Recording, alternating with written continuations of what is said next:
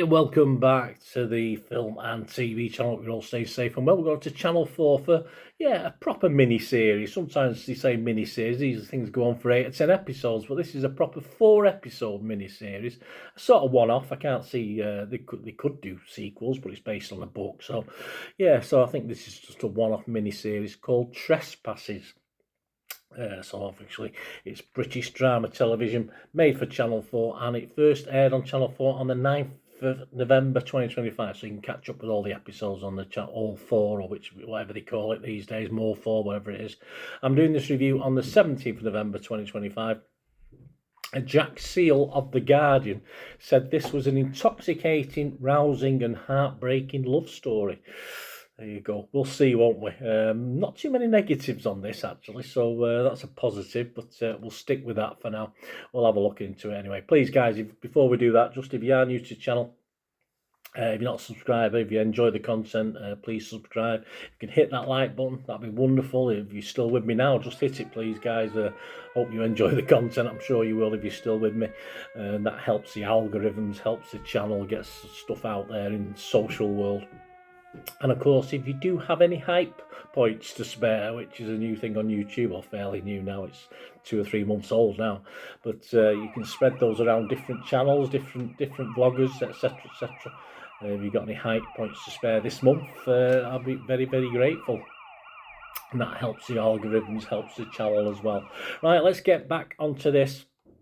It stars, yes, Lola Pettigrew stars in this. Tom Cullen, Gillian Anderson, Martin McCann, Gerard McCarthy, and Oisin Thompson. Yeah, it's one of those wonderful, lovely Irish names that's always, when it's spelt out in words, like I'm looking at a screen now, it looks odd, but I just had to make sure how it was pronounced, so it can be pronounced a couple of ways, but we'll say Oisin Thomas starts in this.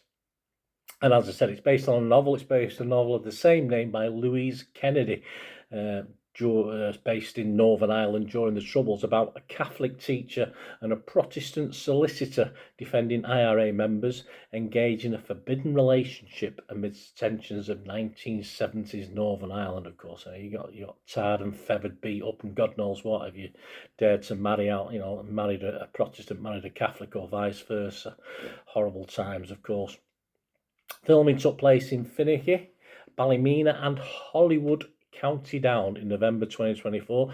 And if you know the Ladysmith pub in Ballymena, yes, some of that took place in the Ladysmith pub in Ballymena. You might know it, so let me know. Is it a nice pub?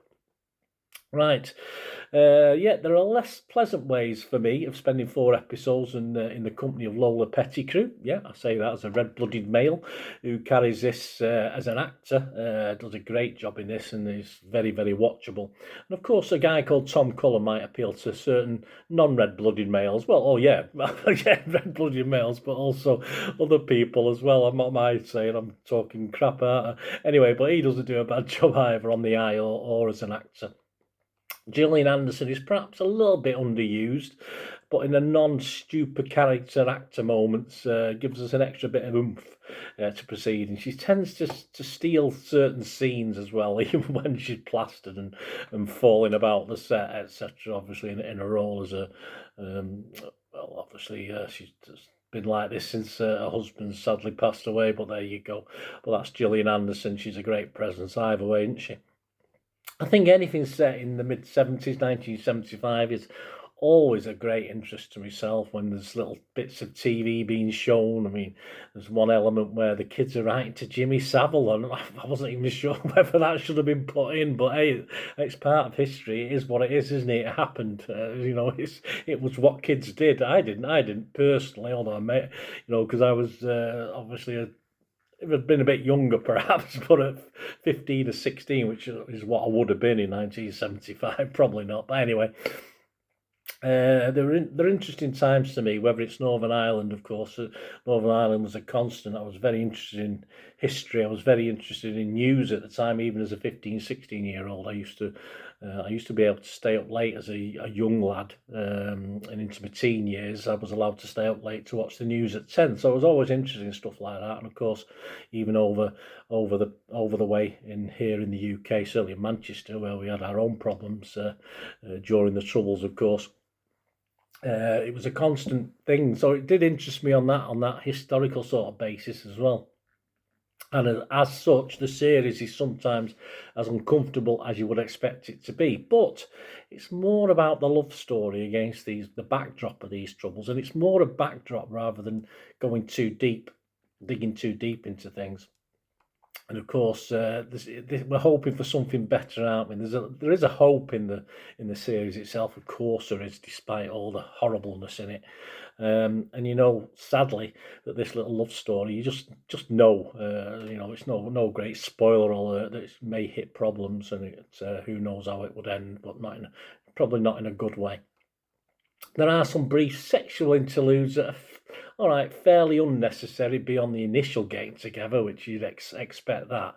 But they have a sort of montage. I think it's episode 2 or 3, and it's a bit cringy rather than useful to moving the plot along. It just is a bit too much. It's unnecessary, to be honest with you. But as I said, in the 4 episodes, it doesn't dig too far down into some of the plots and the troubles that we get. You need multiple series, of course, to look into that, or a different sort of thread, different sort of novel. This is very much a romantic drama rather than a drama just about the troubles in Northern Ireland. Of course, it's a backdrop against a country in serious trouble. And it just makes it a little bit of an easier watch, actually, because, as I say, it doesn't delve too deeply into the horrors, although they are there, and it's quite painful to watch. Jack Seal, who I mentioned before, who liked it, he concluded his criticism by saying, or his critique by saying, strip down the show's politics and they would be dangerously close to a hand-wringing plea for both sides to stop being as bad as each other. Yeah, why can't we all get along to end the violence? And won't somebody please think of the children? But the troubles give Trespasses what it needs, and an individual's hopes and feelings are crushed in the gears of events much bigger than them, and we feel that pain. I think Jack's correct. It is painful. It's a sad watch at times.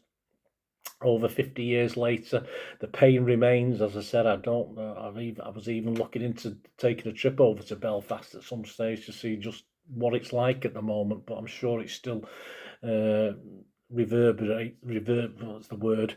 We've still got the fallout even now. So, but yeah, the pain does remain. Of course, it does. And watching back these things just brings it back into recent memory. The series starts in the now. It starts and then it goes back. It's told in flashback, so you get 6 months earlier.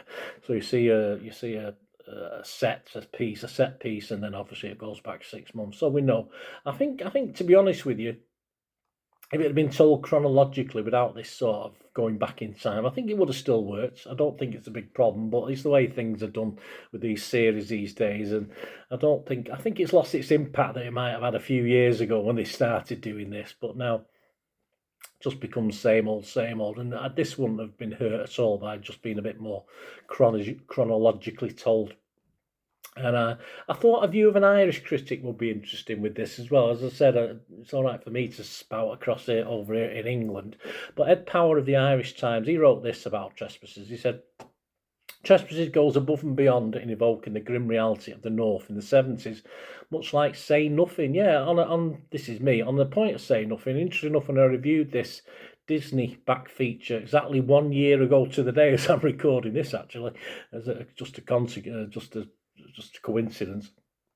I didn't rate it due to its serious subject matter. Now, I didn't have any such problems with this because it's not really delving into that. It's more the romantic drama side, this. So I didn't have any problems rating this one, but that's just the side anyway. But of course, he mentioned that Say Nothing, so I thought I'd just make the comparison. Anyway, Ed went on to say, the show's biggest strength lies with its production values. Cushla's family, she's the heroine in this, in a pub in a small town close to Belfast, is rendered in 50 shades of dingy brown, while her brother Eamon's moustache feels so of its time that they could bung it in a museum. Yeah, very 70s. This 4-part series also captures the hopelessness of the era. It does. When the father in a mixed marriage is beaten nearly to death by his fellow Protestants, nobody seems that much bothered. The feeling on both sides is he had it coming by being naive enough to marry a Catholic, and of course she's falls in love with a Protestant, and she's a Catholic as well. So she knows what could happen or what may happen if they found out. But despite some can't be unseen love scenes, yeah, he was a bit like me, thought I'm a bit cringy, that feel like normal people meets the joy of sex, Trespasses is hugely watchable to the point where it's far more than a Troubles drama. I agree. Should be. Just as Kushler and Michael have a grubby hidden life together, so this high-end adaptation of an acclaimed novel had a dirty little secret of its own. In its heart of hearts, it has all the qualities of a well-made soap opera. The dark days of the Troubles are brilliantly illuminate, but the true power of the story lies in its steamy evocation of the travails of forbidden lovers who have trapped each other in a self-destructive spiral. There you go. I think that sort of tells you, doesn't it? The love story takes centre stage. We know it. We sort of know it's not going to end well, and the IRA, the special branch, the UDF, the RUC, the clergy, etc., are there. But apart from touching upon these various horrific misdemeanors of these organisations and things, it never really drills down that deep into them. Even scenes where she meets someone who's obviously shot someone. It never delves too deep into it. And so as long as you don't expect to,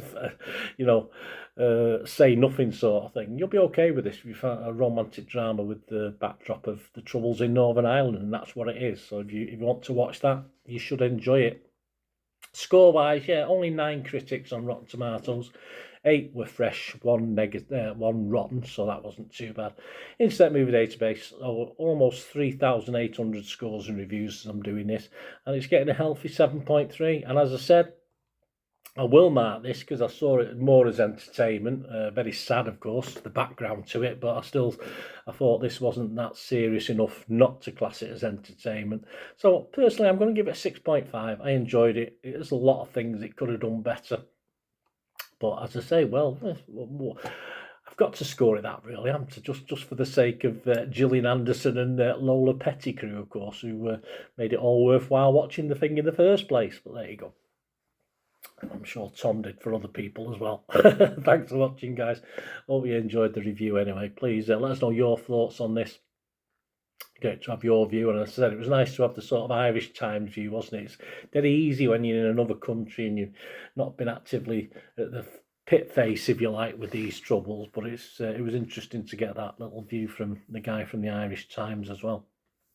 Let us know your thoughts, please, guys. As I said, if you want to help support the channel or just contact me or need a shout out, charity or anything like that, all you ever have to do is keep watching and listening.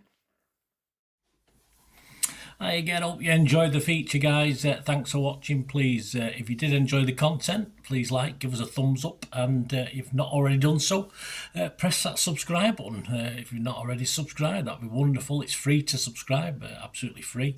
Also, check out my social media links if you want to follow me on TikTok, Instagram, X, Facebook. They'll all be in the description below. And my special thanks to supporters of the channel, yes, Piat6505, who have an eBay shop selling film and TV memorabilia, including posters, books, magazines. There'll be a link again in the comments section. And if you're into your football, don't forget my football stuff on Manchester City, for general football fans, but mainly City fans, of course. Or if you know someone who might enjoy that, give them a kick in my direction. I'll be very, very grateful. And as ever, guys, comments on this feature is wonderful. Anything to do with film and TV is always very, very welcome. It's great to talk film and TV. I thank you, guys, for your support. Stay safe, everyone.